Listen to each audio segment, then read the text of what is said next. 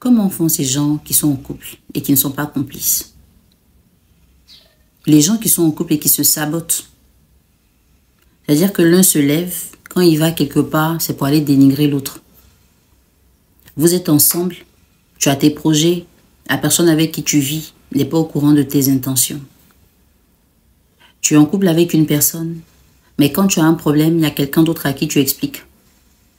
Bon, vous êtes en couple comment? C'est quoi vous appelez être en couple en fait? Parce que pour moi, être en couple, c'est de partager des choses qu'on ne partage pas avec tout le monde. Parce que ce qu'on ne peut pas faire avec tout le monde dans la vie, qui est l'acte sexuel, si on l'a déjà fait, on devrait être capable de se partager les choses moins importantes. Parce que si tu as l'occasion de donner ton intimité à une personne, c'est lui parler de tes projets qui est compliqué. C'est rigoler avec la personne qui est compliquée. C'est être l'ami de la personne qui est compliquée. Mais parce qu'aujourd'hui, beaucoup de personnes sont en couple pour qu'on ne dise pas qu'elles sont célibataires. Sinon, les gens, ils n'ont même pas la conviction de leur relation amoureuse. À certains niveaux, des gens se mettent en couple pour avoir un statut, pour être existant dans l'esprit des gens.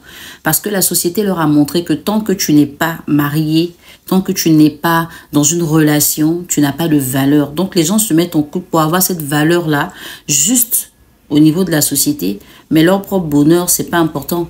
Parce que si tu partages ton intimité avec une personne, mais que tu ne peux pas rire avec elle, tu ne peux pas pleurer sur ses épaules, tu ne peux pas demander son avis, elle ne t'accompagne pas dans tes projets, tout ce que tu fais, la personne critique, la personne te dénigre. Mais vous cherchez quoi ensemble, en fait? Qu'est-ce que vous faites ensemble? Il faut qu'on retourne à l'essence des choses. Même pour être ami à quelqu'un, il y a des choses qu'on est capable de partager avec la personne. À plus forte raison, être fiancé, marié, vivre avec une personne, c'est trop fort, c'est trop puissant. Des gens ne se font pas confiance, mais ils sont en couple. Est-ce que tu sais que la personne en qui tu n'as pas confiance, si elle aussi n'a pas confiance en toi, que vous dormez ensemble, vous êtes deux hypocrites. Parce que tel que tu as peur qu'elle te fasse du mal, et si la nuit elle met un oreiller sur ta tête, que tu ne te réveilles plus. Tu n'as pas confiance en quelqu'un, mais tu dors avec la personne jusqu'au matin.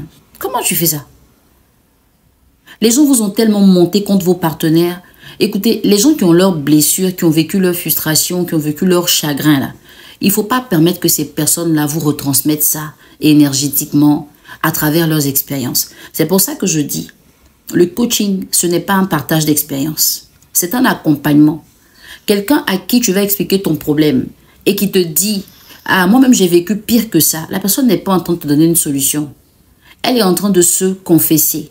Elle est en train de s'ouvrir à toi.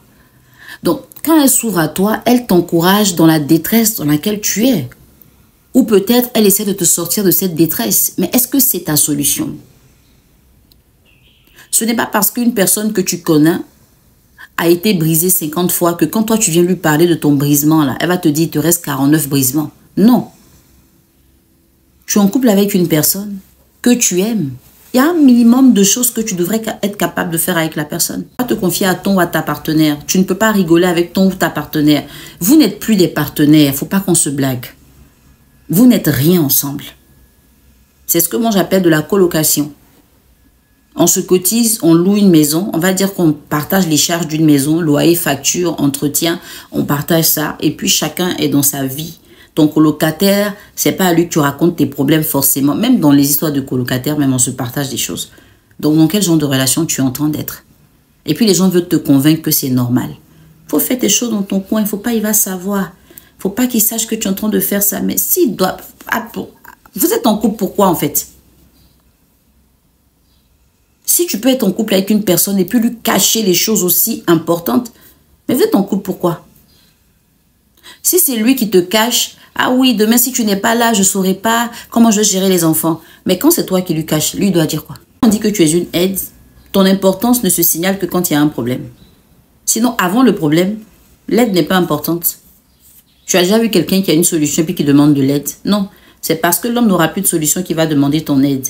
Donc, autant tu as peur que s'il n'est plus vivant, parce que tu ne sais rien de ce qu'il réalise, tu auras du mal à gérer les enfants, lui aussi, s'il ne sait rien de qui tu es et de ce que tu penses de lui, il aura du mal à s'épanouir dans la relation. Tu veux qu'on te dise tout sur les biens, mais toi aussi partage tes intentions. C'est pas à sens unique. Il y a des femmes qui ont été dans la vie de certains hommes. Elles sont entrées dans des relations alors qu'elles avaient plus d'argent que l'homme en question. Mais c'est parce qu'elles ont compris leur sens d'être que l'homme est devenu riche après. Et ceux qui les ont connus, que très récemment, pensent que c'est l'homme qui a fait la femme, alors que c'est la femme là qui a fait l'homme. Ça arrive. Tous les couples n'ont pas le même modèle. Tes habits que tu portes là n'ont pas le même tissu. Donc, il n'y a aucune relation qui est prototypée pour qu'on dise que c'est celle-là la référence. Si tu es heureux ou heureuse dans ta relation, il faut dire Dieu merci. Si tu as un partenaire avec qui tu peux rigoler, quelqu'un à qui tu peux te confier, une personne avec qui tu peux délirer, une personne sur qui tu peux pleurer, une personne qui ne te juge pas, qui ne t'accuse pas, une personne qui te soutient. C'est-à-dire qu'elle est prête à donner sa poitrine pour toi. Tu as tout eu. Tu vas aller chercher des fois des gens extraordinaires, mais qui ne peuvent rien t'apporter dans ta vie en vrai. Tu as quelqu'un que tout le monde voit. Ah, il est frais, elle est fraîche, c'est tout. Mais derrière là, tu es seul dans ta relation. Tu sais que tu es seul. Les seuls moments où tu te sens en couple, c'est quand il y a un besoin sexuel. Toi, tu es là pour satisfaire la libido des gens. Mais tu n'es pas dans un partenariat amoureux. Il faut revoir ça. Je t'invite à lire mes livres. Ce que je pense des femmes, c'est vraiment pour le développement personnel des femmes. Et puis dans ce que je pense des femmes, va lire l'histoire de Samia et William. C'est une histoire, c'est le genre d'amour que les gens peuvent éprouver comme ils veulent, mais ça ne va jamais tomber. Parce que le gars, il a prouvé ça dedans. La fille aussi. Il faut aller chercher cette complicité-là. La complicité qui fait que ton partenaire est capable de donner sa poitrine pour toi. Mais Samia aussi l'a mérité. Hein. C'est pas toutes les femmes ont fait ça. Voilà. Clique sur le lien, va voir mon catalogue et puis va lire cette histoire-là. Ça va te faire beaucoup de bien.